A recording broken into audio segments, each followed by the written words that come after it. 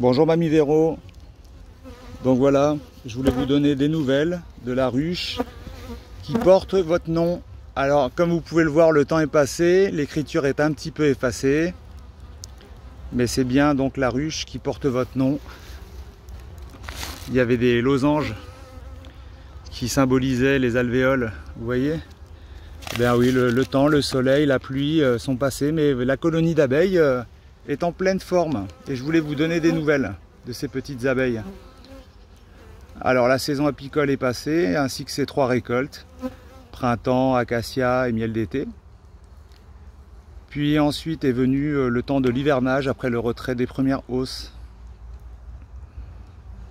Donc tout s'est très bien passé.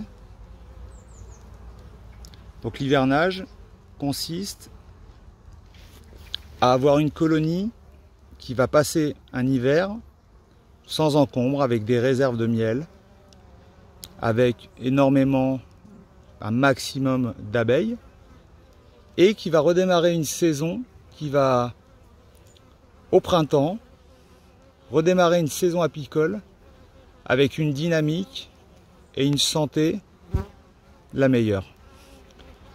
Alors on va vérifier, on va faire en sorte que les réserves soient assez conséquentes, et pour cela il va falloir retirer les hausses sans trop tarder, fin juillet, début août, de façon à laisser aux abeilles les ressources du coin, du moment. Et à ce moment-là, donc c'était le tournesol. Donc elles ont pu profiter elles aussi de cette ressource, le miel de tournesol. Puis ensuite est venu au mois de septembre le lierre, sur lesquels elles ont pu peaufiner leurs réserves. Il y a énormément de lierre tout autour du rucher. C'est une ressource mellifère et pollinifère. Ensuite, il faut que la colonie d'abeilles ait un état sanitaire, je dirais, le mieux qu'on puisse avoir. On veut toujours qu'il soit irréprochable. Donc il faut faire en sorte d'avoir une colonie en bonne santé. Voilà. Et pour ça, il y a des choses à faire et à veiller. Donc cette belle colonie d'abeilles rentre du pollen actuellement. Nous sommes donc le 12 octobre 2023.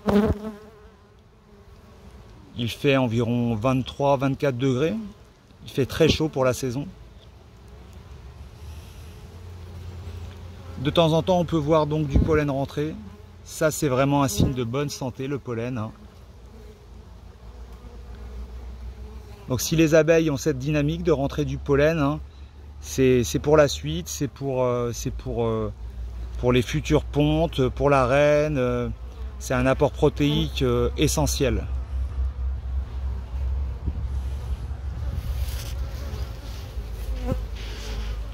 Donc vous pouvez voir le balai des petites abeilles.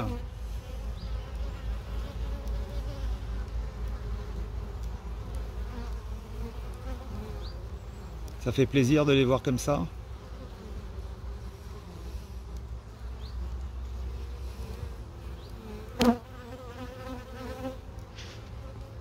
Donc là on n'est pas encore rentré, donc on est en automne, mais on n'a pas des températures d'automne. Donc les abeilles continuent de sortir, de faire des allers-retours. Le frelon asiatique est toujours présent. Les nids sont sur la fin. Les gines quittent le nid pour aller se mettre dans des trous pour l'année prochaine, malheureusement, pour recréer des nouveaux nids de frelons asiatiques. Alors elles ont été fécondées, ou elles vont l'être. Mais en général, elles l'ont déjà été.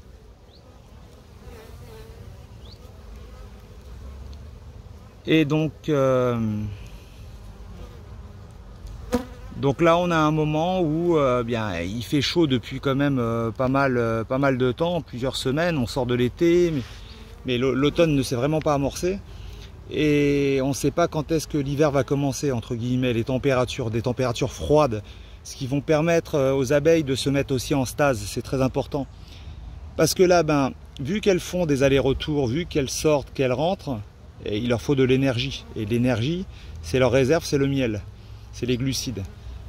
Et donc si elles tapent dans les glucides alors que les températures, alors que ce n'est pas le moment, alors déjà elles se fatiguent, elles s'usent et donc elles réduisent leur temps de vie.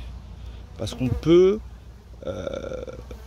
dire qu'une abeille vit un certain nombre de temps, un certain nombre de kilomètres, entre guillemets, un certain nombre de déplacements. Voilà. J'espère que vous avez pris du plaisir à regarder les abeilles. Je vous dis à bientôt, je vous remercie pour le parrainage. Au revoir.